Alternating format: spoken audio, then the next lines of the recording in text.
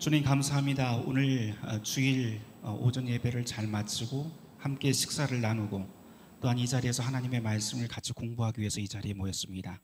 주님 사사기를 통해서 우리에게 주시는 그 말씀을 함께 묵상하면서 우리에게 주신 그 자유가 무엇인지, 누구를 위해서 우리가 사는 것인지 다시 돌아보게 하여 주시옵소서. 오늘 이 자리에 모인 당신의 자녀들을 기억하시오. 이들의 영혼과 이들의 지혜와 모든 것을 성령님께서 당신의 뜻대로 주장하여 주시옵소서. 예수 그리스도 이름 받들어 감사하며 기도 올려옵나이다. 아멘.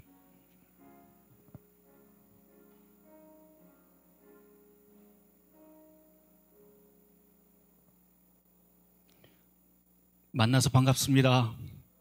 네, 우리 옆에 사람하고 같이 인사하도록 하죠. 잘 오셨습니다. 네, 잘 오셨습니다. 또 봤습니다가 아니고 잘 왔습니다. 네, 감사합니다. 오늘 오후에 여러분하고 약속된 대로 저희가 사사기 공부를 좀 같이 해보려고 합니다. 성경 가지고 늘 이제 교회에서 이야기는 하지만 오늘 이렇게 한 시간에 걸쳐서 성경 한 권을 다 마치는 건 우리한테 굉장히 의미 있는 것 같습니다. 지난 2월부터 한 4개월 동안 저희가 수요일 낮에 함께 모여서 사사기를 공부를 했었고요. 그런 다음에 여러분들 그 제본된 책으로도 나왔고 또 그 이야기를 오늘 여러분하고 같이 제 목표는 아무리 좋은 강의도 길면은 안 되니까 딱 3시에 마치는 게 제 오늘 목표입니다. 그래서 3시 이전에 맞춰보도록 한번 해보도록 하겠습니다. 사사기를 같이 여러분들 성경을 펼쳐놓고 같이 공부를 함께 해보도록 하죠. 요거부터 함께 시작을 해볼까요? 고대 철학자 중에 플라톤이라고 하는 사람은 정의로운 사회를 위해서 자기의 국가라고 하는 책을 쓰게 되는데요. 거기서 이상적인 국가를 꿈꾸었고, 루소라고 하는 철학자는 자연 상태의 인간을 노래를 합니다. 또 그 이외에 많은 철학자들, 특별히 칸트 같은 경우에는 도덕률 안에서 자유로운 인간에 대해서 늘 이야기를 합니다. 그래서 많은 철학자들, 거의 모든 철학자들은 인간은 살아가면서 어떻게 살아야 될까, 무엇이 가장 올바른 길인가, 무엇이 가장 행복한 삶인가를 늘 이야기를 합니다만 거기에서 늘 답으로 나오는 것은 거의 모든 경우에 인간의 실존이라고 하는 곳에 그 답을 찾곤 합니다. 인간의 실존이라고 하는 것은 그 무엇에도 기대지 않고 자기 마음속 깊은 곳, 그리고 자기가 살아가는 데서 가장 궁극적인 것이 무엇인가라고 하는 그 질문을 던지게 되는 것이죠. 이 사회를 살아가다 보면 요즘 이 사회에서는, 이 시대에는 늘 인간의 자율성이라고 하는 것을 늘 이야기를 합니다. 그러면서 자유롭게 사는 것이 행복한 길이야, 자유롭게 사는 것이 참으로 인간의 권리와 권익을 찾는 가장 좋은 길이다라고 늘 이야기를 합니다. 그런데 정말 그 자유는, 또 이렇게 물어보면 참 답이 안 나오는 것 같아요. 자유란 도대체 무엇일까? 라고 말입니다. 오늘 우리가 함께 볼 이 사사기에서는 사사기에서 보면 가장 중심되는 몇 가지 구절들이 있는데, 그 중에 하나가 사람마다 자기의 소견에 옳은 대로 행하였더라 라고 하는 구절이 계속해서 반복이 됩니다. 사람마다 자기 소견대로, 자기 소견에 옳은 대로 행하다, 다른 말로 하면 자기 마음대로 또는 자기 자유의지대로만 산다라고 그렇게 이야기를 할 수가 있는데요. 또 다른 말로 하면, 요즘 시대로 하면 자율적인 인간, 자유로운 인간, 우리가 꿈꾸는 행복한 인간일 텐데, 사사기에서는 그 자유를 통해서 도대체 우리는 무엇을 얻었는가라고 하는 것을 다시 역설적으로 묻습니다. 오늘 그 사사기 이야기를 같이 해보려고 그래요. 도대체 자유란 무엇이고, 또 인간이 자유롭게 산다고 했을 때 우리의 그 결과는 무엇인가라고 하는 것들을 성경에서 함께 찾아보도록 하죠. 쉬운 이야기부터 시작을 해보도록 하죠. 사사기를 한다고 했는데 사사란 무엇일까요? 사사라고 하는 말은 판관, 재판관이라고 하는 뜻입니다. 그래서 이 사사기의 그 시대적 배경을 보면 여호수아가 죽은 다음부터 사울의 왕정이 시작되기 이전까지 약 350년에서 400년 사이의 시간을 같이 이렇게 훑어보는 그 시기가 바로 이 보통 우리가 말하는 사사기입니다. 판관이라고 이야기를 했는데요, 왕이 없던 시대를 지금 이야기를 합니다. 왕이 없는 이유는 이스라엘 사람들은 늘 왕은 오직 하나님밖에 없다라고 그렇게 이야기를 했는데, 그래서 이 12지파가 가나안 땅에 들어가서 땅을 얻은 다음에 거기서 살아가면서요, 무슨 문제가 있을 때마다 하나님의 사사를 거기다 세워서 임시적으로 군대 장관 같은 경우 그렇게 세운 다음에 외적과 싸움을 시작을 합니다. 그러다 보니까는 여기에 나와 있는 사사라고 하는 샤프팀이라고 하는 히브리어가 있기는 하지만, 사실은 사사기에서 말하는 사사는 재판관이라기보다는 군대 지도자라고 그렇게 이야기를 할 수가 있을 것 같습니다. 여기 이 사사기 전체에는요, 보통 우리가 한 12명의 사사가 그렇게 나온다고 이야기를 합니다만, 이제 학자들마다 약간씩 견해는 갈립니다만 한 14명까지 보는 사사도 있고요, 신학자도 있고 한데 보통 12명이라고 이야기를 합니다. 사사기 전체에 보면은 21장까지 되어 있어요. 21장까지 되어 있는데 여러분들 보시면 참 재밌는 그 흥미로운 부분이 하나 있어요. 저는 성경 볼 때마다 야, 이거 어떻게 사람이 이런 걸 썼을까 싶을 정도로 굉장히 흥미롭게 읽는 부분이 있어요. 그건 뭐냐면 문학적으로 굉장히 완벽하다라고 그렇게 생각을 합니다.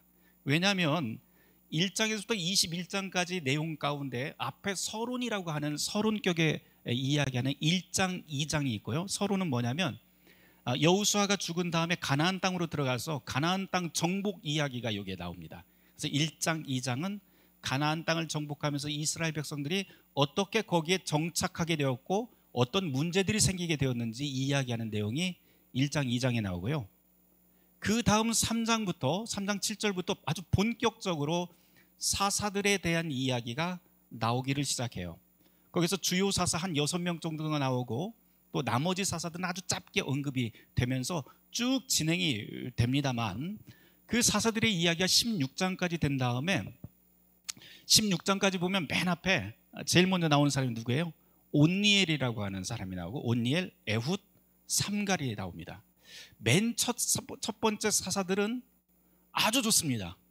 진짜 하나님께서 세운 하나님의 대리자로서 이만큼 좋을 수가 없을 정도로 굉장히 이스라엘 그 민족에게 훌륭한 지도자로 그렇게 소개가 됩니다. 맨 앞에 나온 이 세 사람. 그 다음에 나오는 사람이 누구냐면은 한번 볼까요? 에후까지 삼갈까지 끝나게 되면 그 다음에 드보라가 나오고요, 드보라와 바락 이야기가 나옵니다. 여기까지도 좋아요. 그런데 6장부터 보면 이제 기드온과 아비멜렉 이야기가 나오는데, 기드온 그러면 우리가 보통 생각할 때 기드온의 300용사, 기드온의 양털 이슬 뭐 이런 그 기적 같은 거를 늘 생각을 합니다만, 기드온 훌륭한 사람입니다. 그런데 다시 사사기를 다시 읽어보면 알겠지만 기드온은 굉장히 겁장이었고요, 겁장이었다가 나중에 하나님의 영을 받아서 사사로 세워진 다음에 정말 군사적으로는 굉장히 성공한 그런 사사로 등장을 합니다. 문제는 완전히 성공한 다음에 기드온이 어떤 말년의 삶을 살았는가를 쳐다보면, 확인해 보면 이 사람 참 문제가 좀 점점 많아지는구나 싶어집니다.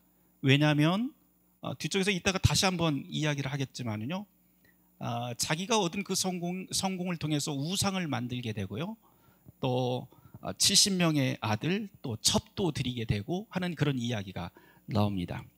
기드온 이야기가 끝나면서 기드온은 좋았다가 나빠진 사람으로 이렇게 소개가 되는데, 그 다음에 나오는 사람이 아비멜렉이라고 하는 사람이 등장을 해요. 이 아비멜렉부터는 나쁨으로 바뀌게 됩니다. 나쁨? 아비멜렉 같은 경우에는 기드온의 자손이기는 하지만 기드온의 정실에게서 나온 자식이 아니고 세김 땅에 있는 첩에게서 나온 아들인데요, 온갖 협잡을 통해서 이방인을 연합을 한 다음에 이스라엘 백성과 전쟁을 벌이는 그런 사사로 등장을 하게 됩니다. 이게 바로 한 9장까지 내용이고요. 그 다음에 나오는 입다라고 하는 사사가 이제 10장에 나오게 되는데, 입다는 원래 폭력배 출신입니다. 폭력배 출신인데 이 입다에서 굉장히 중요한 것은 바보 같은 서원을 한다라고 하는 그런 내용이 나오죠. 그래서 자기 딸을 죽게 만드는, 죽였는지 어쩌는지는 잘 모르겠지만 어쨌든 결혼하지 못하게 만드는 그런 바보 같은 서원을 한 그런 사사의 이야기가 나오고요. 그 다음에 나오는 이 사사기에서 가장 최악인 사람은 누구냐면은 삼손입니다. 여러분들 삼손 생각하면 힘세고 하나님의 사사로서 이스라엘을 구원한 사람 이렇게 만화나 아니면 동화에서 그렇게 보겠지만 잠시 후에 저희가 좀 훑어볼 거예요. 이 삼손이 얼마나 최악인지 그거를 좀 잠시 후에 좀 같이 훑어보는 시간을 갖도록 하겠습니다. 그런 다음에 사사들의 이야기는 16장에서 끝나게 되는데요. 앞쪽에서 1장에서 2장은 서론, 3장에서부터 16장까지는 사사들의 이야기인데 좋았다가 점점 나빠지고 최악의 경우로 치달은 삼손까지 그렇게 이야기가 점점 악화가 된다면 17장에서부터 보면은 두 가지의 이야기가 나옵니다. 미가의 집과 제사장의 이야기가 나오고요. 또 19장부터는 어떤 레위와 그의 첫 이야기가 나오는데 이 두 가지 이야기를 통해서 말하고자 하는 것은 단순히 한 개인인 사사만 문제가 있었던 것이 아니고 하나님의 선민이라고 하는 이스라엘 백성들이 얼마나 망가졌는지에 대한 이야기가 이제 여기에 등장을 하게 됩니다. 하나하나 이야기를 하면 끝도 없을 것 같고 그래서 제가 중요한 그 대목만 좀 끊어서 여러분하고 같이 이야기를 해보도록 하죠. 우리 함께 보도록 하겠습니다. 우선 여러분들이 이 사사기를 읽으면서 반복되는 구절이 몇 군데 있는데요. 그게 어떤 것인지만 좀 말씀을 드리고 좀 시작을 해보도록 할게요. 앞서서 제가 말씀드렸지만 사사기에서 굉장히 중요한 한 두 가지 구절이 있습니다. 그것은 뭐냐면 이스라엘이 여호와의 목전에 악을 행하였다. 그러니까 이스라엘이 하나님의 눈앞에서 악을 행하였다라고 하는 구절이 7번에 걸쳐서 계속해서 반복이 됩니다. 그리고 그때 왕이 없었다라고 하는 말도 있고요. 사람마다 자기 소견에 옳은 대로 행하였더라라고 하는 말씀이 계속해서 반복이 됩니다.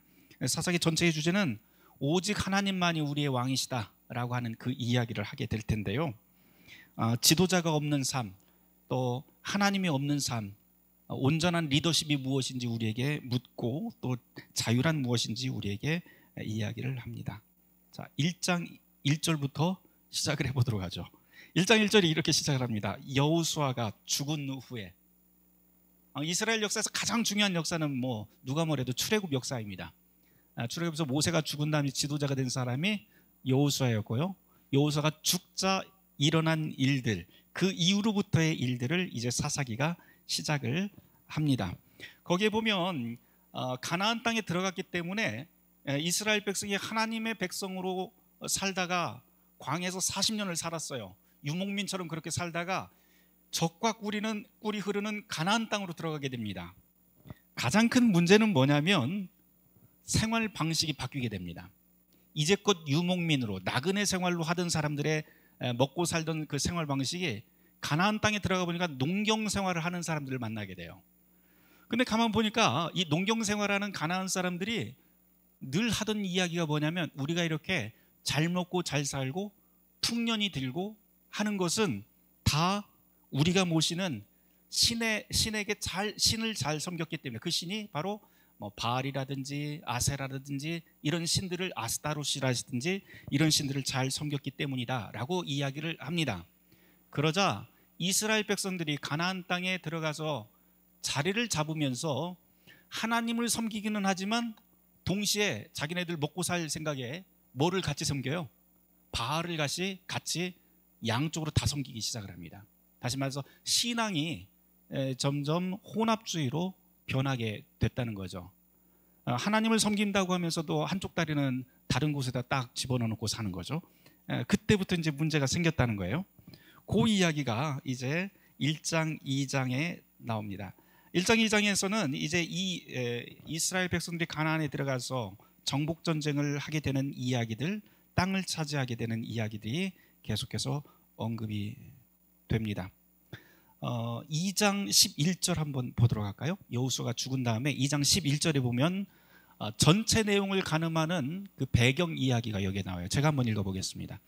이스라엘 자손이 여호와의 목전에 악을 행하여 바알들을 섬기며 애굽 땅에서 그들을 인도하여 내신 그들의 조상들의 하나님 여호와를 버리고 다른 신들 곧 그들의 주위에 있는 백성들의 신들을 따라 가나안의 신들을 이제 따라서 그들에게 절하며 여호와를 진노하게 하였으되 곧 그들이 여호와를 버리고 바알과 아스다롯을 섬겼으므로 여호와께서 이스라엘에게 진노하사 노력하는 자의 손에 넘겨주었고 그들이 노력당하게 하시며 또 주위에 있는 모든 대적의 손에 팔아 넘기심에 그들이 다시는 대적을 당하지 못하였으며 그들이 어디로 가든지 여호와의 손이 그들에게 재앙을 내리시니 곧 여호와께서 말씀하신 것과 같고 여호와께서 그들에게 맹세하신 것과 같아 그들이 괴로움이 심하였더라. 16절 여호와께서 사사들을 세우사 재판관을 지도자를 세웠다는 거죠. 세우사 노략자의 손에서 그들을 구원하게 하셨으나 그 다음 구절 17절 그들이 그 사사들에게도 순종하지 아니하고 하나님이 세우신 그 리더십에도 순종하지 아니하고 오히려 다른 신들을 따라가 음행하며 그들에게 절하고 여호와의 명령을 순종하던 그들의 조상들이 행하던 길에서 속히 치우쳐 떠나서 그와 같이 행하지 아니하다. 다시 말해서 하나님께서 세우신 그 뜻대로 살지 않았다라고 하는 이야기가 이제 2장까지 됩니다. 그런 다음 3장 1절부터 6절까지 말씀은 이제 가나안 땅에 정착한 이스라엘 백성들이 가나안 족속과 같이 결혼도 하고요, 거기에서 같이 살아가는 이야기가 나옵니다.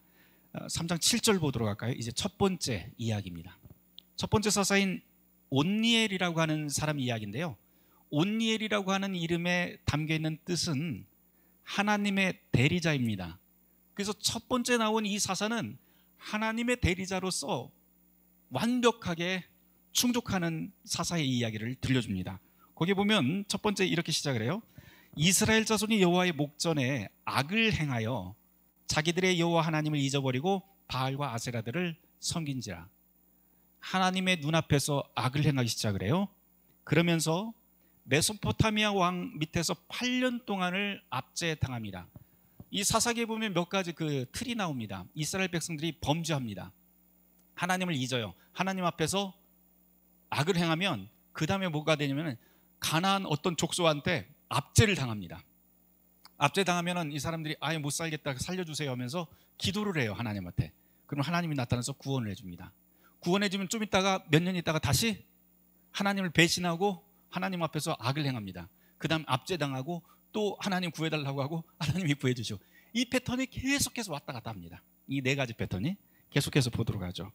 자, 첫 번째 사사인 이 온니엘이 나오는데요, 이 온니엘이 참 특이한 것은 온니엘이 이 메소포타미아 왕에게서의 그 압제에서 구해주는 방법은 하나도 나오질 않습니다.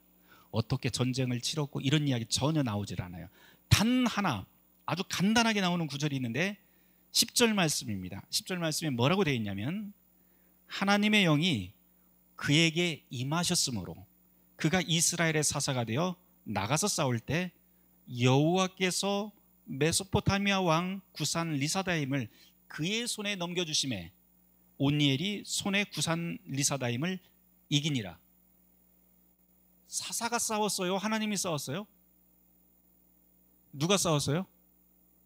여기 이 온니엘은 사실 아무것도 하지 않았습니다. 온니엘은 너무 평범한 사람 딱 하나. 이 1장에서 보면 어떤 이야기가 나오냐면 갈렙이 누가 나가서 싸울래 이야기했을 때 저요하고 그냥 손 들고 나간 것밖에 없어요. 그 다음은 모두 다 하나님이 싸우고 하나님의 영이 임하고 하나님이 싸우셨다. 그리고 하나님이 그 왕을 그 이방 족속을 네 손에 붙여주셨다. 그 이야기만 나옵니다. 다시 말해서 사사기 전체에서 제일 첫 번째 나와 있는 이 온니엘이라고 하는 사람의 이야기는 이름 그대로 하나님의 대리인.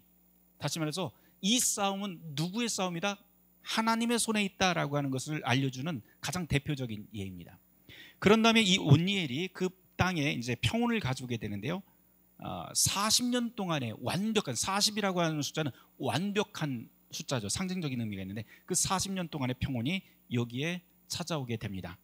그 다음 사람도 아주 훌륭한 사사입니다. 에훗이라고 하는 왼손잡이 사사가 등장을 합니다. 보통 왼손잡이는 고대 사회에서는 무언가 부족한 사람 또는 부정한 사람 또는 소수자 뭐 이런 의미가 있습니다.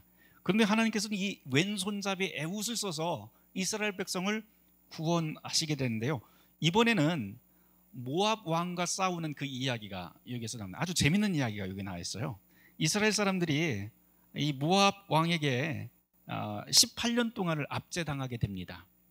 18년 동안 압제당하는데 12절에서도 그렇죠. 이스라엘 자손이 여호와의 목전에 악을 행하니라.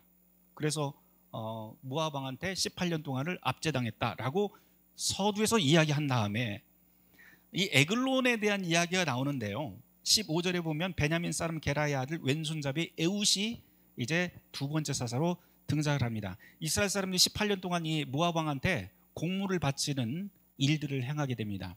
모압 왕이 이제 힘이 세지니까 주변에 있는 나라들을 통치하면서 다 공물을 받아냅니다.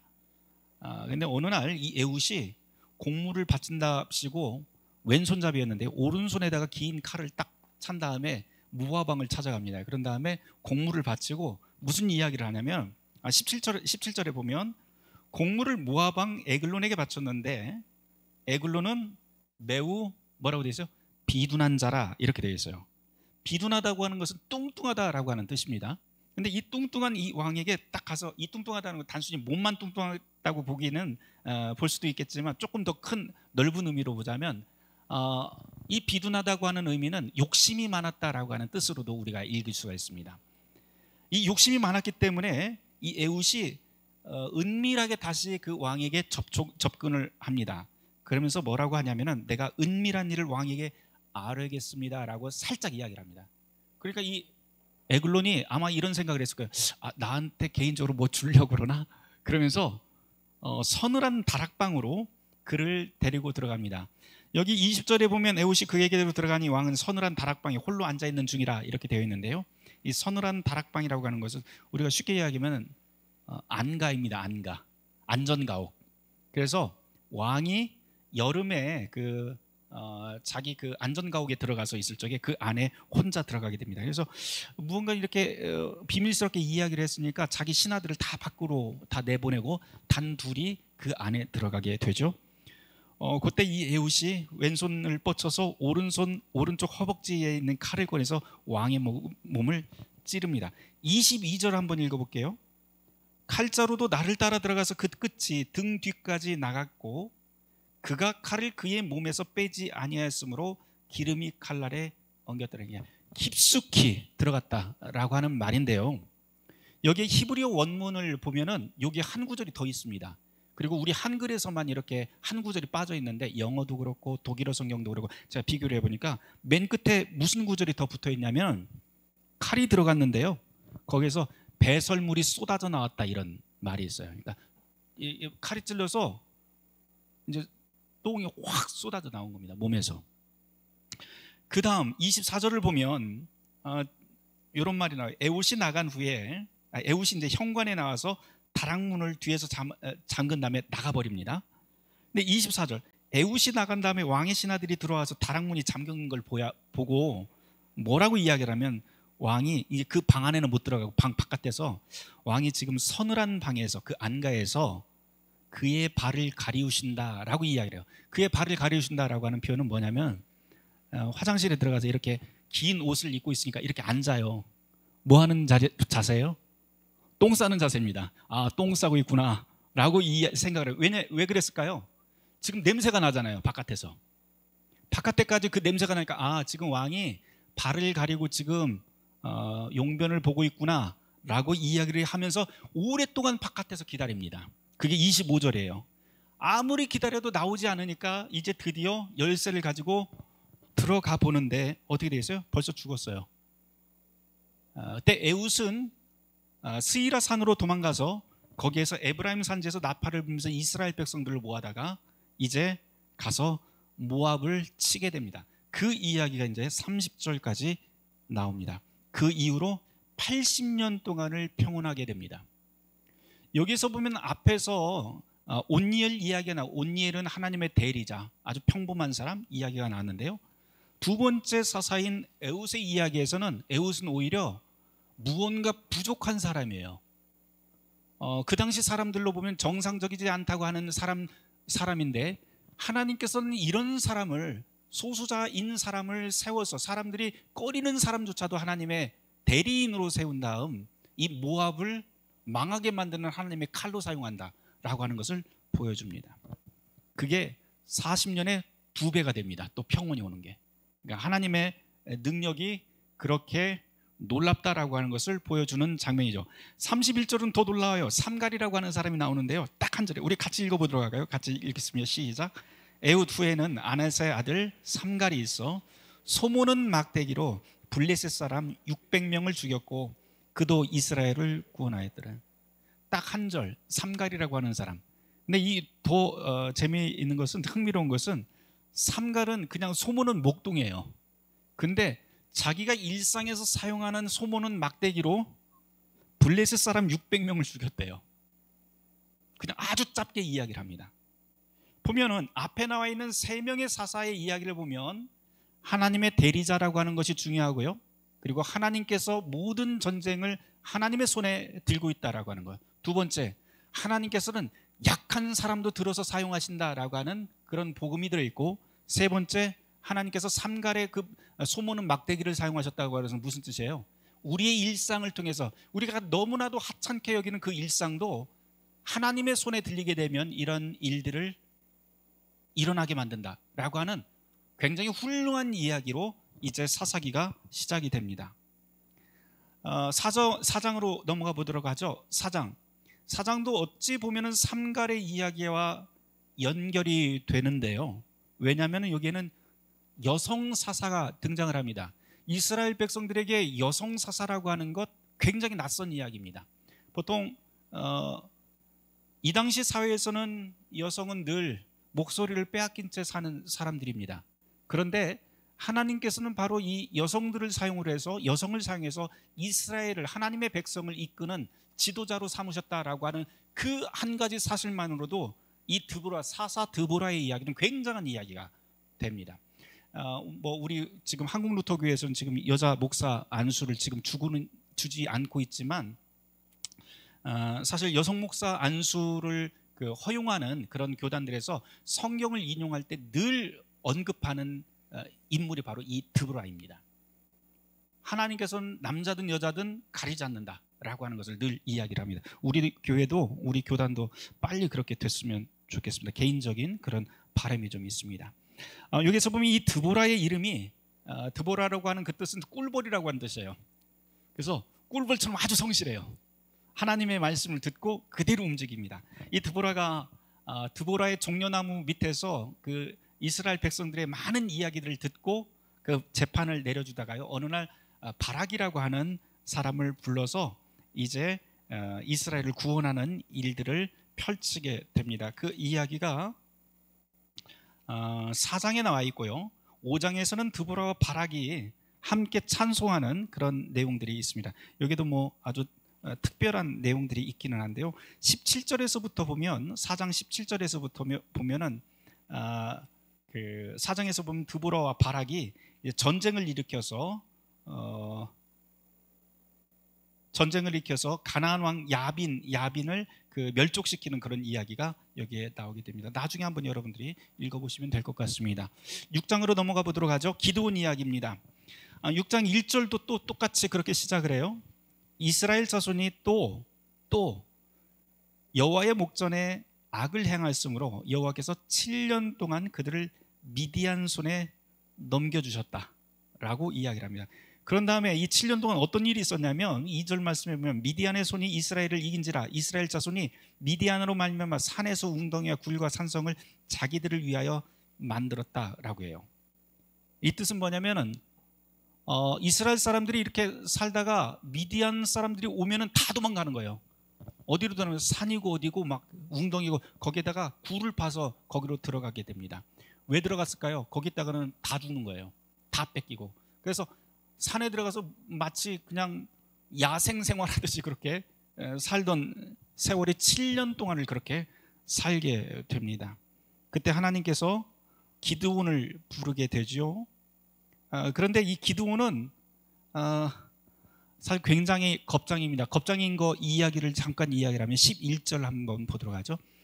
6장 11절 여호와의 사자가 아비에셀 사람 요아스에게 속한 오브라에 이르러 상수리 나무 아래에 앉으나 마침 요아스의 아들 기드온이 미디안 사람에게 알리지 아니하려, 그러니까 들키지 않으려고 밀을 포도주 틀에서 타작하고 있었다. 미디안 사람 무서워하고 숨어서 타작하더라도 숨어서 타작하던 사람이에요. 그 정도로 겁쟁입니다. 그런데 하나님의 사자가 일어나서 하나님이 명령을 해요. 너는 가서 14절 말씀, 너는 가서 이 너의 힘으로 이스라엘을 미디안 손에서 구원하라. 내가 너를 보낸 것이 아니냐 하시니라. 하나님께서 너 보냈으니까 가서 싸워 그럽니다. 미디안이 화들짝 놀랍니다. 그러면서 뭐라고 하냐면, 오 주여, 내가 무엇으로 이스라엘을 구원하리이까? 보소서 나의 집은 므낫세 중에서 지극히 약하고 나는 내 아버지 집에서 가장 작은 사람입니다. 힘도 없고 뭣도 없고 아무것도 없어요. 나 왜 하필 나입니까? 이야기를 합니다. 그러면서 만일 내가 주께 은혜를 얻었사오면 나에게 표징을 보여주십시오 라고 하면서 표징을 보여달라고 하죠. 그래서 기적을 보여달라고 하면서 상수리 나무 밑에다가 고기하고 무교병을 갖다 놓습니다. 그러자 새벽에 불이 거기를 지나가는 그런 기적을 보고 기드온이 하나님이 나와 함께 하시는구나 하는 첫 번째 확신을 가지고 그날 밤에 바알의 제단으로 가서 아세라상을 찍은 다음에 그 나무로, 목상을 찍은 나무로 제단에서 7년 된 숫소를 갖다 거기에서 하나님 앞에 제사를 드리게 됩니다. 그 다음날 난리가 났죠. 동네 사람들이 난리가 났으면 누가 이 바알 신상이 제단을 다 박살을 냈느냐, 아세라 목상을 누가 찍었느냐 하면서 그 사람을 잡아서 족치려고 하는데, 그때 자기가 직접 나선 게 아니라 31절에 보면 아버지 요아스가 나섭니다. 뭐라고 이야기하면, 자기를 둘러선 모든 사에게 요아스가 말하되 너희가 바알을 위하여서 다투느냐? 그러니까 니네들 가나안 사람이야? 그러면서 이제 이야기하는 거예요. 너희가 바알을 구원하려느냐? 그를 위하여 다투는 자는 앞짐까지 죽임을 당하리라. 그러면서 자기 아들이 한 일을 갖다가 보호를 합니다. 그러면서 그날에 그 사람이, 그 바알의 제단을 부신 사람이 누구냐라고 물어본 다음 그 사람을 찾아서 그 전쟁에 앞장서게 만듭니다. 그래서 그때 이름이 뭐냐면 기드온을 여룻바알, 다시 말해서 바알과 함께 싸우는 자라고 하는 이름을 붙여줍니다. 그런 다음에 어쩔 수 없이 이제 전쟁을 시작한 사람이 바로 이 기드온입니다. 기드온이 그렇다고 해서 뭐 곧바로 나가서 싸운 것도 아니죠. 36절서부터 보면은 또 하나님한테 또 이거 좀 표징 좀 보여달라고 양털 갖다 놓고 이슬이 여기에 올라오는지 안 올라오는지 이거 보여달라고 합니다. 하나님이 다 해달라는 대로 2번이나 다 해주죠. 그런 다음에 전쟁을 나가게 되는데요. 7장으로 넘어가 보도록 하죠. 전쟁에 나갔을 때 기드온을 따르던 사람이 몇 명이었냐면 32,000명입니다.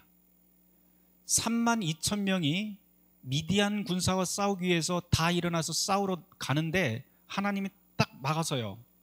뭐라고 하냐면 7장 2절에 너무 많아. 이래요. 너무 많으니까 갈 사람들, 용기 없는 사람들은 다 가게 해 라고 이야기를 합니다. 그래서 그 백성들한테 용기 없는 사람들은 다 떠나가라고 하니까 거기서 몇 명이 떠나냐면 남은 사람이 딱 10,000명밖에 남지를 않습니다. 그러니까 22,000명이 그냥 다 집에 가버려요. 그래서 이거 10,000명 가지고 이거 싸울 수가 있을까? 이렇게 우리는 좀 그런데요. 기드온한테 또 하나님이 그래요. 이 10,000명도 많대요. 그러면서 물가로 내려가서 고개를 이제 산에서 막 내려가서 물이 있으니까 거기에서 고개를 숙여서 먹는 사람은 다 집에 돌려보내고 고개를 빳빳이 들고 물을 마시는 사람만 데리고 가서 싸워라 라고 하나님이 그럽니다. 몇 명 남았을까요? 300명 남았으면 300명. 그래서 우리가 보통 기드온의 300용사 뭐 이런 이야기를 하는데요. 더 놀라운 것은 이 기드온의 300용사가 싸움을 하나도 안 했어요. 잘 읽어보시면 이제 이 기드온과 300명의 용사들이 이제 가서 미디안 그 진영에 가게 되는데요. 횃불을 들고 또 북을 들고 항아리를 들고 그쪽에 가게 됩니다. 한밤중에 항아리 깨트리고 횃불 들고 막 소리를 지르니까 무슨 일이 일어나냐면 22절 한번 보도록 할까요? 7장 22절 같이 한번 읽어보도록 하죠. 시작. 300명이 나팔을 불 때 여호와께서 그 온 진영에서 친구끼리 칼로 치게 하심으로 적군이 도망하여 스레라의 벳시다에 이르고 또 닷밭에 가까운 아벨 무홀라의 경계에 이르렀으며 이렇게 되어 있어요. 다시 말해서 300명은 칼 한 번 쓰지 않고 요거를 완전 박살을 내버립니다. 이걸로 끝나지 않고 이 300명이 미디안을 계속해서 추격해 가는데 그때 에브라임 지파가 같이 합류를 하게 됐고요. 이 에브라임 지파가 결국 미디안의 두 영주, 두 장군 오렙과 세heb을 잡아서 다 죽이게 됩니다. 그런 다음에 기드온 앞에 데려옵니다. 그러니까 기드온의 그 300명사한테 싸움 한 번도 안 했어요. 칼 한 번 쓰지 않고 완전히 다 이긴 전쟁입니다. 누구 때문에 이겼을까요? 바로 하나님이 이 전쟁을 이기게 하셨다라고 하는 것을 이야기를 합니다. 그런 다음에 맨 마지막 그 미디안의 두 왕 세바와 살문나를 잡아서 죽이게 되는 그 장면들이 나오게 됩니다. 이게 이제 8장에 쭉 이어지는데요. 문제는 22절부터입니다. 8장 22절부터. 거기 보면 제가 한번 읽어보겠습니다. 그때 이스라엘 사람들이 기드온에게 이르되 당신이 우리를 미디안의 손에서 구원하셨으니, 하나님이 구원하셨는데 미디안에서 누가 구원했다고 그래요? 기드온이 구원했다고 이스라엘 사람들이 막 지켜 세웁니다. 당신과 당신의 아들과 당신의 손자가 우리를 다스리소서 한지라. 다시 말해서 당신이 우리의 왕이 되소서, 그런 뜻이에요. 근데 이스라엘 사람들의 왕은 누구예요? 오직 하나님밖에 없는데 이스라엘 사람들이 왕을 원하기 시작합니다. 보이는 왕, 내가 만든 왕을 이제 원하기 시작합니다. 기드온이 여기서 딱 잘라 이야기를 했으면 참 좋았을 텐데 여기서부터 이제 문제가 생기기 시작해요. 23절부터 보면 기드온이 그들에게 이르되 내가 너희를 다스리지 아니하겠고 나의 아들도 너희를 다스리지 아니하실 것이요 여호와께서 너희를 다스리시리라 하니라. 되게 좋은 말 했어요. 문제는 그 다음 24절. 기드온이 또 그들에게 이르되 내가 너희한테 요청할 게 있기는 해. 그러면서 이야기를 합니다. 그러면서 하는 얘기가 너희는 각기 전쟁에서 탈취한 귀고리를 나한테 다 갖다 줘라 라고 얘기해요. 그런 다음에 다 모아보니까 금 귀고리의 무게가 26절에 1700세겔이라고 되어 있어요. 이 1700세겔을 제가 한번 계산을 해봤더니 지금 우리 돈으로 한 27억 정도 됩니다. 이 굉장히 그 환율에 따라서 많이 바뀌겠지만 한 27억 원 정도 되는 액수를 가져오게 됩니다. 그러자 이 1700세겔로 무엇을 만드냐면 자색 의복과 에봇 하나를 만듭니다. 에봇이라고 하는 것은 원래 제사장들의 옷입니다. 근데 에봇에다가 이제 보석을 받고 금으로 받고 굉장히 아름답게 치장을 한 다음에 이것을 어디에다가 놓냐면 자기의 성읍 오브라에 놓습니다. 이거는 어디에 있어야 되냐면 에봇은 사실은 이 당시에 법궤가 있었던 곳은 실로였기 때문에 실로에다 갖다 놔야 되는데 이거를 실로가 아닌 자기 집에다 갖다 놔요. 그런 다음에 이 뜻은 무엇이냐면 바로 그것으로 가나안 사람들이 하듯이 점을 치기 시작하고 사람들이 숭배하는 장소로 만들었다라고 하는 뜻입니다. 그러자 그 다음 27절에 보면 자기의 성읍 오브라에 두었더니 온 이스라엘이 그것을 음란하게 위함으로, 다시 말해 점치러 왔다는 거예요. 복을 구하러 왔다는 거예요. 그것이 기드온과 그의 집에 올무가 되니라. 28절. 미디안이 이스라엘 자손 앞에 복종하여 다시는 그 머리를 들지 못하였으므로 기드온이 사는 40년 동안은 그 땅이 평온했다라고 이야기를 합니다. 일단은 평온한데요. 29절부터 보면 요아스의 아들 여룻바알이 돌아가서 자기 집에 거주하였는데, 여룻바알이 기드온이잖아요. 기드온이 아내가 많음으로 그의 몸에서 낳은 아들이 70명이었다. 아내가 많다는 것도 이상한 거예요. 아들이 70명이었다고 하는 것도 정상적인 것은 아닙니다. 게다가 이 31절에 보면 세겜에 있는 그의 첩도 아들을 낳았다 라고 해요. 하나님의 사사가 앞쪽에서는 굉장히 좋은 일 한 것 같은데 뒤에서 그 말년은 이 사람의 실생활은 이랬다는 거예요. 은근히 지금 사사기가 이렇게 점점 사사들도 사람을 쭉 높여놨더니 이렇게 실성하기 시작했다 하는 이야기를 시작을 합니다. 여기에서 나와 있는 이 세겜의 그 첩의 아들 이야기가 아비멜렉인데요. 9장에서부터는 이 아비멜렉의 이야기가 시작이 됩니다. 바로 이스라엘의 패악의 씨앗들이 여기서부터 시작이 되는데요. 이 이야기는 여러분들이 쭉 한번 읽어보시면 좋을 것 같습니다. 아비멜렉 아주 간단하게 이야기하면 아비멜렉이 세겜 땅이라고 하는 것은 가나안 땅인데요. 거기에서 자기는 그 이스라엘의 정실의 지파가 아니잖아요. 그렇지만 혈통은 아버지 기드온의 혈통을 얻었지만 첩의 자식이었기 때문에 정식으로 그 땅에서 살지 못하고 세겜 땅에서 삽니다. 근데 세겜에서 살 적에 세겜에 있는 사람들한테 세겜에 있는 사람들을 모아놓고 이런 이야기를 해요. 야, 니네 기드온의 자손이 아들이 70명인데 그 70명한테 통치받으면서 사는 게 낫냐, 아니면 세겜 사람인 나한테 나와 같이 더불어 사는 게 낫냐 물어봐요. 그럼 누구하고 살겠다고 그래요? 세겜 사람들은 당연히 아비멜렉하고 살겠다고 하겠죠. 그래서 이 세겜 사람들이 이 아비멜렉하고 같이 연합군을 해서 연합을 한 다음에 기드온의 아들 70명을 다 죽여버립니다. 그 이야기가 어디에요?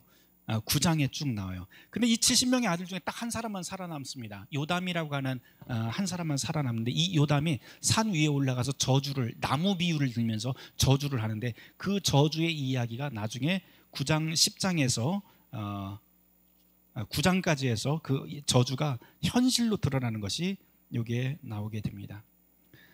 최악의 사사 중에 한 명이 바로 이 아비멜렉인데요. 아비멜렉이 세겜까지 가서 이 세겜에 있는 사람들을 망대로 다 숨어요. 사람들이 망대 위로 올라가서 숨는데, 망대 밑에 있는 보루에다가 나무를 꺾어다가 불을 질러버립니다. 그럼 어떻게 되겠어요? 그 탑 위에 있는 사람들이 다 불타서 죽습니다. 이거를 한 번 했을 때 성공을 하니까 또 다른 곳에서 또 그거를 합니다. 그런데 결국은 그렇게 불을 지르다가 도망가던 한 여인이 위에서 돌을 던졌는데 그 돌에 머리가 깨져버립니다.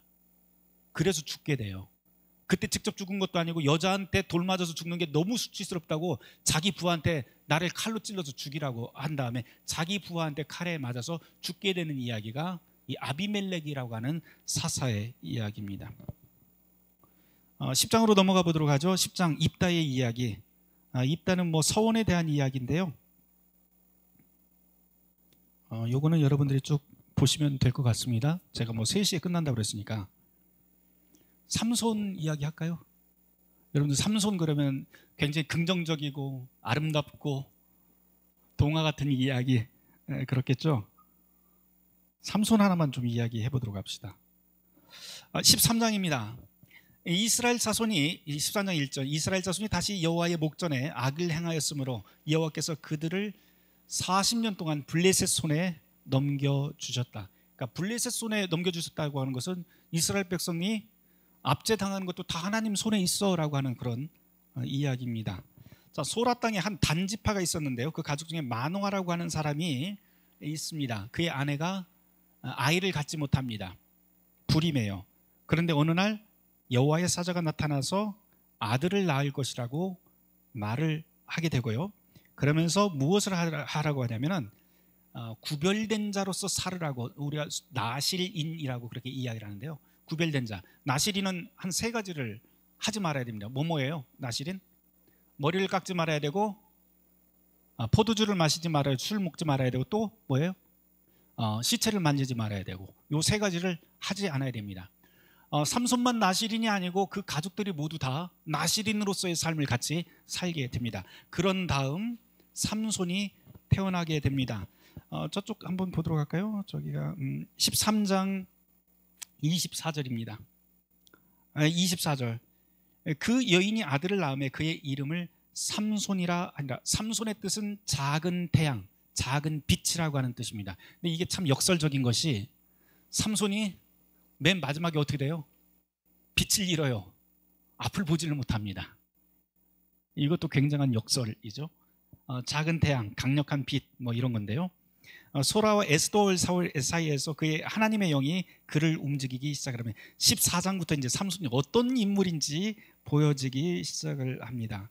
태어날 적에 엄마, 아빠, 자기까지 다 나실인으로서 거룩하게 구별된 사람으로서 그렇게 살아왔는데 14장에 보니까 첫 구절이 이렇게 시작을 해요. 삼손이 딥나에 내려가서 거기서 블레셋 사람의 딸들 중 한 여자를 보고 올라와서 자기 부모에게 뭐라고 말을 하냐면, 내가 딥나는 이제 경계선이거든요. 국경인데 이 국경에서 블레셋 사람 딸들 중에 한 여자를 봤는데 내가 눈이 맞았습니다 라고 이야기를 해요. 그 여자 나한테 마음에 쏙 들어요. 내 아내로 삼게 하소서. 이게 부모 입장에서는 황당한 거예요. 나실인이었고 자기는 정말 하나님의 아들로서 그렇게 거룩하게 키우려고 했는데 어느 날 갑자기 민족의 원수인 블레셋 여자하고 눈이 맞아가고 그 여자의 의중은 물어보지도 않았어요 지금. 그러고는 와서 그 여자 내 아내로 삼겠습니다라고 이야기를 해요. 어느 날 제 딸이 밖에 나가서 어떤 가족이 하고 아빠 나 누구랑 결혼할래요? 그러면 굉장히 황당할 것 같은데 더 황당할 것 같아요. 그 다음 이것뿐만이 아닙니다. 계속 한번 읽어보도록 할게요. 그의 부모가 뭐라고 하냐면 내 형제들의 딸들 중에서, 그러니까 우리 이스라엘 혈통 중에서 딸들 많은데 왜 하필 블레셋이냐라고 해요. 할례받지 아니한 블레셋 사람에게 가서 왜 아내를 맞으려고 하느냐. 그러니까 삼손이 하는 말이 내가 그 여자 좋아하는데 뭐요? 그래요. 그냥 막 대들어요. 그러면서 뭐라고 하냐, 나를 위하여 그 여자를 데려오소서. 아버지한테 내가 데려오겠습니다도 아니고 아버지 어머니한테 그 여자 좀 빨리 데려와요. 그러면 이거 누구 말대로 싸가지 없는 거예요 진짜. 그렇죠? 버릇이나 예의 범절 이런 거는 하나 완전 제로 상태입니다. 그 다음 요것으로 끝나지 않습니다. 5절에서부터 보면 딥나로 내려가긴 해요. 그 부모가 어쩔 수 없이 이제 끌려간 것 같아요. 가다가 젊은 사자를 만나게 되는데 여호와의 영이 삼손에게 강하게 임하니 삼손이 아무것도 없이 그 사자를 염소 새끼 찢는 것 같이 찢어버립니다. 그래놓고서는 부모에게 알리지를 않아요. 시체 만지면 안 되잖아요, 그렇죠? 근데 벌써 시체를 만졌어요. 부모에게는 말도 안 해요. 그 다음 7절 내려가서 그 여자와 말하니 그 여자가 삼손의 눈에 들었어요. 말해보니까 더 좋네. 그래서 그 여자는 내 여자가 돼야겠어 라고 하면서 생각을 합니다. 얼마 후에 삼손이 그 여자를 맞이하려고 다시 가다가 사자의 주검을, 시체를 보게 됩니다. 그랬더니 시체 안에 벌떼와 꿀이 있어요. 그래서 그 꿀을 딱 먹으니까 맛이 좋거든요. 기가 막히거든요. 그래서 손으로 그 꿀을 떠서 누구에게 주냐면은 엄마 아빠한테 갖다 줍니다. 엄마 아빠도 뭐라고 그랬어요? 나실인이라고 했잖아요. 시체 만지면 안 돼요. 그런데 아무 이야기도 없이 엄마 아빠에게도 죽은 시신에서 나온 것을 먹입니다. 무슨 말일까요? 나 혼자 죽을 수 없어, 공범됩시다 하면서 부모까지도 공범을 만들어버리는 그런 아들입니다. 10절서부터 보면 더 놀라운 이야기들이 계속됩니다. 삼손이 그 여자에게로 내려갑니다. 블레셋 여자를 아내로 맡기 위해서 여기에서 7일 동안을 잔치를 벌이는데 친구들은 다 블레셋 사람들이에요. 거기다 세워놓고 술을 진탕 먹고 무슨 이야기를 하면 내가 수수께끼 하나 낼게. 그러면서 수수께끼를 내면은 내가 30명의 옷감을 너에게 주겠다라고 약속을 합니다. 그 수수께끼가 뭐냐면 먹는 자에게서 먹는 것이 나오고 강한 자에게서 단 것이 나왔다. 이게 무슨 뜻이게? 그러면서 물어봐요. 그러니까 이거 그 사자 이야기거든요. 죽은 사자 이야기인데 풀지를 못합니다.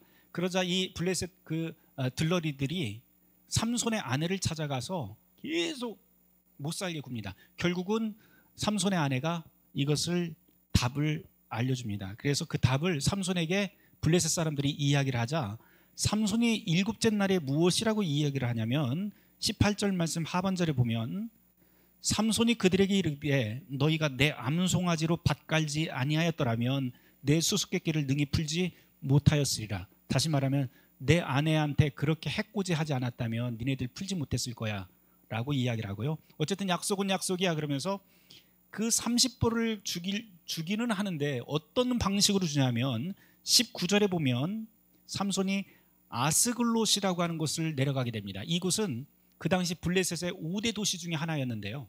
그 아스글론에 내려가서 거기 30명을 쳐 죽입니다. 그냥 죽인 다음에 그 사람들의 옷을 그대로 들고 와서 그 30명의 옷을 주게 됩니다. 그리고는 자기는 열받은 화가 꽈란줄 않고 아버지의 집으로 가게 됩니다.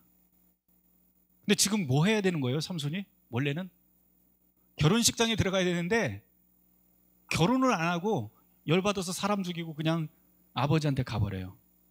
그러자 결혼식장은 난리가 났겠죠. 지금 20절 말씀에 보면 삼손의 아내는 삼손의 친구였던 그의 친구에게 준 바 되었더라. 삼손의 아내는 삼손과 결혼을 안 하고 누구하고 결혼을 하냐면 그 자리에 있었던 블레셋 남자하고 결혼을 해버립니다. 아내도 열받았을 테고 뭐 그런데 누가 이렇게 시켰냐면 그 장인어른이 그렇게 시켜버려요. 얼마 후에 15장으로 나가면 얼마 후에 삼손이 그 아내의 생각이 났어요. 그래서 화를 깔아앉히고 아내를 찾아갑니다. 염소새끼 한 마리 들고 아내를 찾아가니까 장인이 못 들어오게 합니다. 그러면서 네가 내 딸 미워하는 줄 알고 네 친구한테 내 딸을 줬어 라고 이야기를 합니다.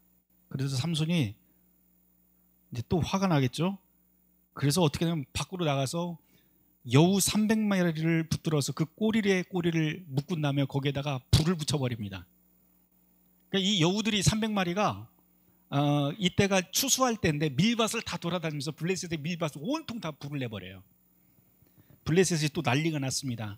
누가 이 곡식과 포도원을 이렇게 다 엉망으로 만들어놨냐. 나중에 찾아보니까 삼손이 그러긴 했는데 삼손이 왜 그랬을까 또 물어보니까 삼손의 장인 이야기라 해요. 장인이 결혼식 날 삼손하고 자기 그 딸을 결혼시키지 않고 다른 사람에게 결혼을 했다더라 하는 이야기가 들어가게 됩니다. 그러자 그 블레셋 사람들이 그 이야기를 듣고 누구를 잡아서 불태워 죽이냐면 그 장인과 삼손의 아내를 불살라 죽여버립니다. 그러자 또 삼손이 열받았네요. 그래서 블레셋 사람들을 또 찾아가서 정광이와 넙덕자를 쳐서 죽이고 바위 틈에 숨게 됩니다. 이 이야기가 이제 15장 8절까지. 그 다음 9절부터 보면 블레셋 사람들이 다 찾아와요. 찾아와서 유대 사람들한테 그 삼손을 내놓으라고 협박하는 내용이 나옵니다. 근데 좀 특이한 것은 뭐냐면 블레셋 사람들이 몇 명이 찾아오냐면 1000명이 찾아왔고요. 그 당시 유다 사람들이 유다 지파가 몇 명이냐면 3000명이 거기에 있었는데 유다 지파 3000명이 블레셋 사람 1000명한테 꼼짝 못하고 삼손을 내어주려고 한다고 하는 이야기예요. 앞서서 보면 기드온의 이야기에서는 300명이 몇만 명을 이기는 이야기를 했다면 여기서는 유다 백성들이 이제는 겁에 질려서 살았다. 하나님 없기 때문에 이렇게 겁에 질려서 사는 이야기가 나오게 됩니다. 결국 삼손이 이제 잡혀가게 되는 이야기는 이제 16장에서부터 삼손과 드릴라라고 하는 여러분들 잘 아시는 그 내용으로 이제 여기에서 시작이 됩니다. 여러분들 알고 계시는 것 중에 한 가지 좀 그 오해를 좀 오해를 수정을 해야 될 게 있는데 삼손의 힘은 어디서 나와요? 보통 머리카락. 그러면 삼손하고 드릴라하고 딱 드릴라가 잘 적에 삼손의 머리를 잘랐죠, 그렇죠? 그래서 확 밀어버렸을까요? 확 밀어버렸어요? 성경 읽어보면 확 밀어버리지 않았어요. 딱 7가닥만 합니다. 7가닥만. 보통 우리가 뭐 삼손 영화라든지 아니면 뭐 동화 같은 거 보면 삼손 머리 다 밀어버리고 그런데 그거 아니고 7가닥만 했는데 삼손이 그 힘을 잃어버리고 결국은 블레셋에게 잡히게 됩니다. 그런 다음에 마지막 이제 28절에 보면 16장 28절에 보면 그 잡힌 곳에서 마지막으로 하나님한테 온 힘을 향해서 기도를 했고요. 그러면서 두 기둥을 무너뜨려서 삼손이 살아있을 때 죽인 블레셋 사람보다 그 당시에 죽인 자가 훨씬 더 많았다라고 하는 이야기가 나오게 됩니다. 그러면서 31절 말씀에 삼손이 이스라엘의 사사로 20년 동안 지냈더라. 20년 동안 있었던 이야기가 바로 이런 이야기였다. 다시 말해서 하나님께서 세운 그 사사들이 아주 엉망이 되는 이야기들, 뭐 탐욕을 부리거나 아니면 자기의 그 명성을 위해서 살았던 기드온이라든지 아니면 재물을 탐했다든지 아니면 권력을 탐했다든지 아니면 욕망대로 산 이 삼손처럼 그런 이스라엘이 하나님 없는 그 길로 살았다라고 하는 이야기가 17장까지 이어집니다. 사실은 17장부터가 제일 하이라이트긴 한데요. 제가 3시에 끝난다고 그랬잖아요. 조금 더 할까요? 얼굴이 안 좋으신 것 같아요. 네, 조금만 더 하겠습니다. 조금만. 제가 두 이야기 중에 한 이야기만 좀 할게요. 제가 19장 한번 보도록 하죠. 19장 17장 18장은 미가와 단지파 이야기라면 19장에서는 어떤 레위인의 이야기가 나옵니다. 19장 1절 이렇게 시작을 하죠. 또 똑같습니다. 이스라엘의 왕이 없을 때 에브라임 산지 구석에 거류하는 어떤 레위 유다 베들레헴의 첩을 맞이하였더니 그 첩이 행음하고 남편을 떠나갔대요. 이게 19장에서부터 보면 이제 여러분들이 좀 관심을 가지고 봐야 될 게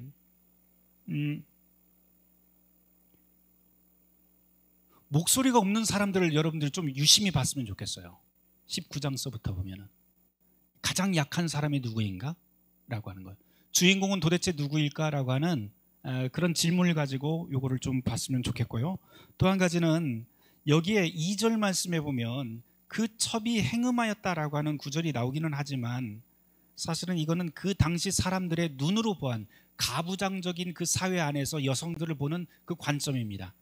특별히 여기 행음하였다라고 하면 여자가 행음하고 남편을 떠났다고 하는데요. 원래 원문을 보면 여자가 화를 냈다라고 그렇게 번역도 가능합니다. 남편에게 화를 내고 남편을 떠났다. 왜 떠났을까? 원인은 누구한테 있을까? 라고 물어보면 사실 이야기는 하지 않지만 한편으로 생각하면 50대 50으로 남자가 잘못했을 수도 있고 여자가 잘못했을 수도 있지만 사실은 잘 보면 여자는 거의 책임이 없어요. 나중에 이 남편이 하는 짓들을 보면 여자는 굉장히 많이 당하고 살았던 것 같아요. 그래서 남편이 일단 떠납니다. 유다에 있는 베들레헴 아버지 집에 갑니다. 거기 가서 이제 나는 따로 살아야지라고 그렇게 갔는데 남편이 그 여자를 찾아오려고 찾아가요. 하인 한 사람과 나귀 2마리를 데리고 거기 찾아가는데 장인이 보자마자 바깥에까지 나와서 굉장히 기쁘게 받아줍니다. 그러면서 3일 동안, 그리고 사실은 5일이죠. 5일 동안 그 집에서 푹 잘 쉬어요. 원인은 누구에게 있냐면 남자에게 있는데 남자한테는 한마디 너 뭐 잘못됐냐 이런 이야기 하지 않고 그냥 막 잘 대해주기만 합니다. 10절 말씀. 그 사람이 이제 그 여인을 데리고 집으로 다시 돌아가려고 합니다. 그런데 가던 길이 어디였냐면 여부스라고 하는 곳에 이르게 돼요. 해가 떨어진데 여부스는 지금으로 말하면 예루살렘입니다. 예루살렘. 그 당시만 해도 예루살렘은 거룩한 유대인들의 도시가 아니라 이스라엘의 도시가 아니고 가나안 사람들의 땅이었습니다. 그래서 나는 거룩한 하나님의 선민이니 가나안 이방인의 땅으로는 들어가지 않겠다라고 이야기를 하면서 어디로 가냐면 기브아나 라마라고 하는 도시로 가겠다라고 하인한테 이야기를 해요. 가장 가까운 곳은 여부스인데 그곳으로 들어가지 않고 기브아나 라마. 기브아나 라마라고 하는 곳은 둘 다 이름이 똑같은 뜻을 갖고 있는데요. 높은 곳이라고 하는 뜻입니다. 그러니까 지금 이 레위 사람은 자기 가족을 데리고 가장 높고 지고지순한 곳으로 가기를 원했던 거예요. 그런데 그곳으로 가서 제일 먼저 했던 일이 뭐냐면 15절 성읍 넓은 거리에 앉아 있습니다. 성읍에서 이 광장에서 쭉 앉아 있어요.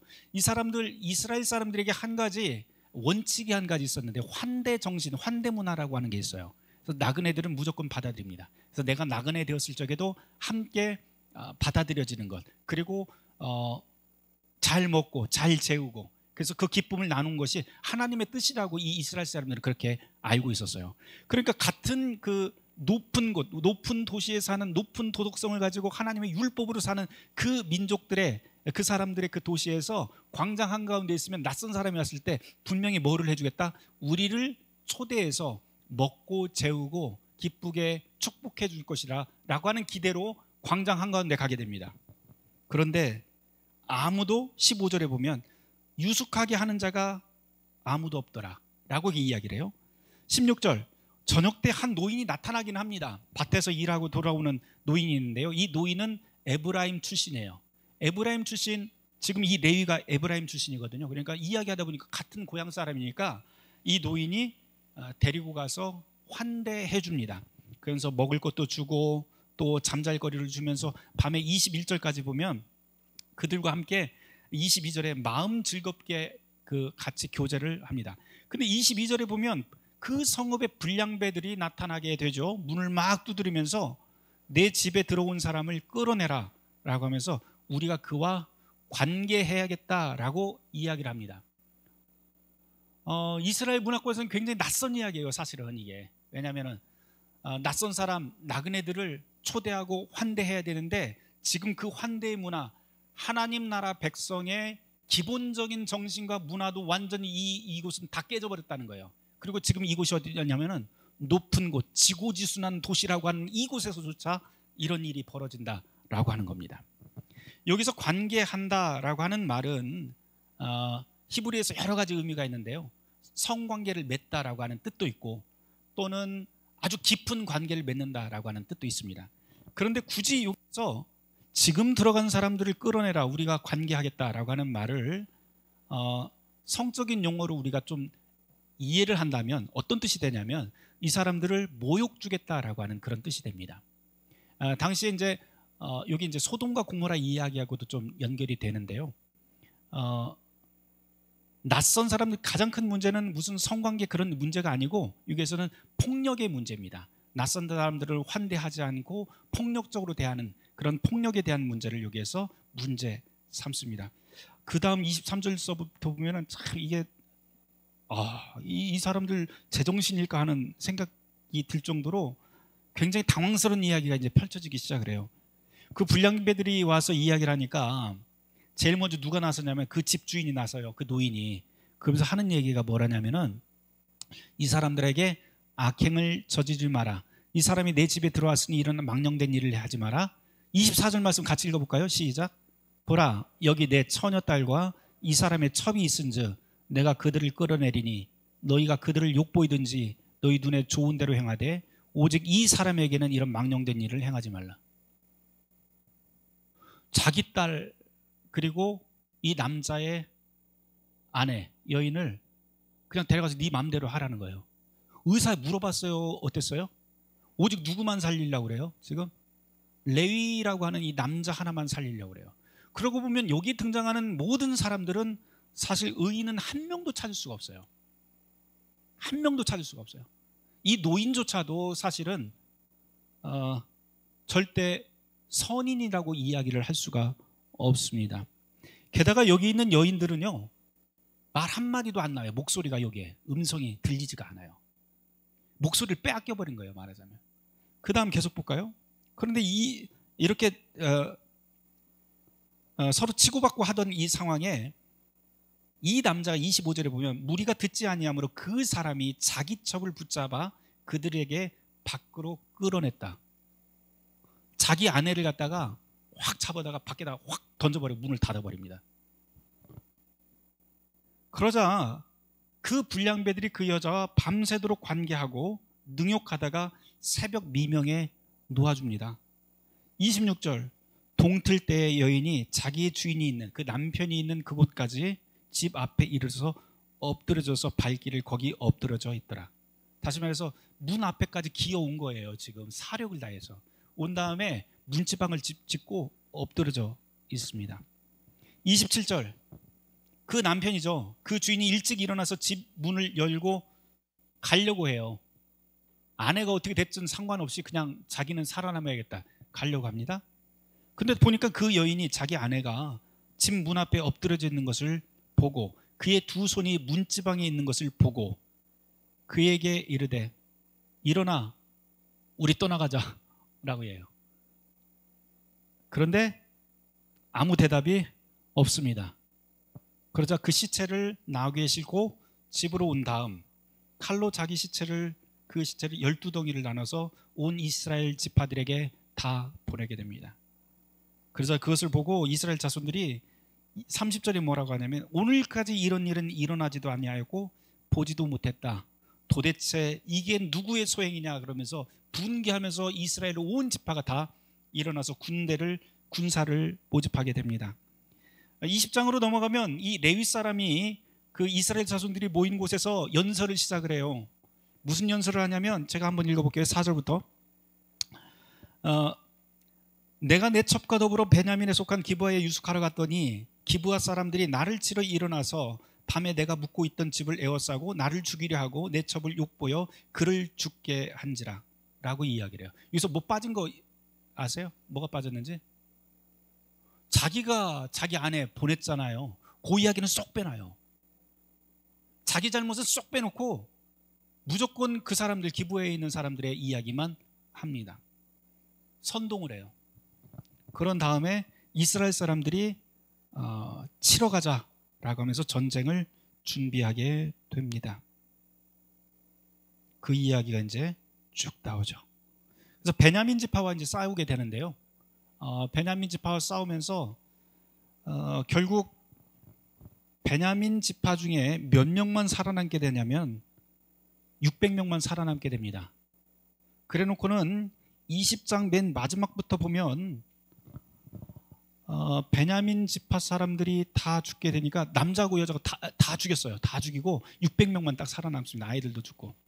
그래 놓고 21장에 무슨 이야기를 하냐면 야 이거 어떡하지? 그러면서 오늘 이스라엘 중에 한 지파가 없어지게 되었구나. 하나님의 백성, 우리가 12지파로 하나님의 백성으로 살았었는데 한 지파가 사라지면 우리는 이제 하나님의 백성이 아닌가? 그러면서 이제 자기네들 스스로 돌이키기 시작을 해요. 자기네들이 죽여놓고. 그래 놓고는 그럼 이 베냐민 지파를 살리는 방법이 무엇일까 하면서 자기네들 또 궁리를 합니다. 그러면서 하는 일이 뭐냐면 오늘 이 총회에, 바로 오늘 우리가 모여있는 이 총회에 올라오지 않은 지파는 누구인가 그러면서 오지 못한 지파를 색출하기 시작을 해요. 색출하다 보니까는 야베스 길앗, 그러니까 므낫세 지파인데요. 므낫세 지파 중에 야베스 길앗 주민들이 안 왔다고 하는 사실을 알게 됩니다. 그러자 야베스 길앗에 가서 다 죽이고 결혼하지 않은 여인 400명만 살려서 데리고 옵니다. 그런 다음에 베냐민 지파 600명, 그 남자들 있잖아요. 600명 중에 400명하고 짝을 맺어서 그냥 강제 결혼을 시켜버립니다. 그러면서 베냐민 지파의 후손을 낳게 만들겠다라고 이야기를 해요. 아직 200명 남았죠? 200명은 또 어떡할 건가? 그러면서 또 머리를 짜내요. 16절부터 그 이야기가 나와요. 근데 여기도 또 기가 막혀요. 무슨 이야기가 나오냐면 매년마다 세겜 땅 실로에서 명절이 있는데 이 명절에 여인들이 올라와서 춤을 추는 그런 행사가 있습니다. 그러니까 200명의 베냐민 지파를 그 숲속에다 숨겨놨다가 밤에 여인들이 춤을 추고 있을 때 가서 겁탈을 하라고 그래요. 그래서 데리고 와서 아내를 삼으라고. 다시 말해서 12지파 모두가 다 함께 다 협잡을 통해서 이런 엄청난 일을 저지르게 됩니다. 그 딸을 가진 부모들이 와서 이제 막 얘기를 하겠죠. 여기 실로에 올라온 사람들은 이제 12지파 안에서 특별히 이제 므낫세라든가 아니면 거기에 속해 있던 몇몇 그 루벤 지파라든지 이렇게 다 섞여 있었거든요. 그런데 그 아버지들이 와서 내 딸을 왜 이렇게 강제적으로 이런 폭행을 하고 원하지 않는 남자에게 결혼을 시키냐고 막 따지겠죠. 이건 당연한 일이죠. 그랬더니 하는 이야기가 뭐냐면은 22절 말씀. 만일 그의 아버지나 형제가 와서 우리에게 시비하면 우리가 그에게 말하기를 청하건대 너희는 우리에게 은혜를 베풀어 그들을 우리에게 줄지니라. 이는 우리가 전쟁할 때 각 사람을 위하여 그의 아내를 얻어주지 못하였고 너희가 자의로 그들에게 준 것이 아니니 너희에게 죄가 없을 것입니다. 다시 말해서 앞서서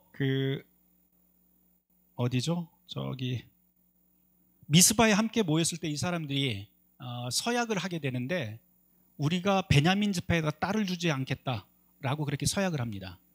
그랬는데 지금은 니네들이 스스로 서약한 대로 딸을 스스로 준 것 아니니까 하나님의 법은 어기지 않았잖아. 그리고 우리 12지파 이제 존속할 수 있게 됐잖아. 그러니까 그걸 은혜로 삼어라고 그 아버지한테 이야기를 해요. 아버지들하고 형제들한테. 그런 이야기들이 쭉 있어요. 23절부터 한번 볼까요? 베냐민 자손이 그와 같이 행하여 춤추는 여자들 중에서 자기들의 숫자대로 붙들어 아내로 삼아 자기 기업에 돌아가서 자기 땅으로 갔다는 거죠. 성읍들을 건설하고 거기서 거주했더라. 그때 이스라엘 자손이 그곳에서 각기 자기의 지파, 자기의 가족에게로 돌아갔으니 곧 각기 그곳에서 나와 자기의 기업으로 돌아갔더라. 25절 말씀 같이 읽어보도록 할까요? 그때 이스라엘에 왕이 없으므로 사람이 각기 자기의 소견에 옳은 대로 행하였더라. 사사기는 이렇게 끝납니다. 사사기에서 계속해서 이야기하는 것은 하나님 없는 삶이 어떤 것인지, 우리는 보통 자유를 이야기를 하지만 하나님 없는 자유, 내 멋대로 사는 것, 과연 그 결과가 어떤 것인지 이 사사기를 통해서 우리에게 보여줘요. 사사기를 읽으면서 굉장히 기분도 나쁘고요, 막 속도 미스거리고 그렇습니다. 읽으면 읽을수록 보면 볼수록 더 심합니다. 그런데도 그러면서 또 그런 생각을 해요. 왜 하필 사사기를 우리에게 남겼을까? 사사기는 하나님 없는 삶이 어떤 것인지 우리에게 보여주고 기준 없이 사는 것이 어떤 것인지 보여주면서 다시 우리에게 희망의 이야기를 들려주기 시작을 합니다. 사사기 전체 이야기는 하나님 없는 삶의 결과에 대해서 이야기를 하지만 또 이것을 거꾸로 이야기하면 우리에게 진짜 왕은 누구인가라고 하는 질문을 던져요. 그런 다음 이어지는 성경이 어디냐면 룻기입니다. 룻기에서 보면 룻이라고 하는 여인은 어떤 여인인가요? 바로 다윗, 그리고 예수의 혈통, 그 진정한 왕의 이야기가 시작되는 이야기가 바로 룻기에서부터 다시 시작이 됩니다. 그래서 사사기 하나로만 놓고 본다면 매우 비극적이고 참담하지만 성경 전체로 보자면 우리의 현실을 다시 돌아보게 하고 우리가 정말 구해야 될 왕, 우리가 의지해야 될 곳이 어떤 곳인지 다시 한번 돌아보게 만드는 성경이 바로 이 사사기입니다. 아주 짧은 시간이지만 여러분들이 한번 이렇게 쭉 한번 훑어보셨는데요. 나중에 구절구절 다시 한번 묵상하면서 우리에게 참된 하나님, 그리고 참된 왕, 우리의 통치자, 그분 예수 그리스도를 우리가 바라보는 그런 삶이 되기를 바랍니다. 기도하겠습니다. 주님 감사합니다.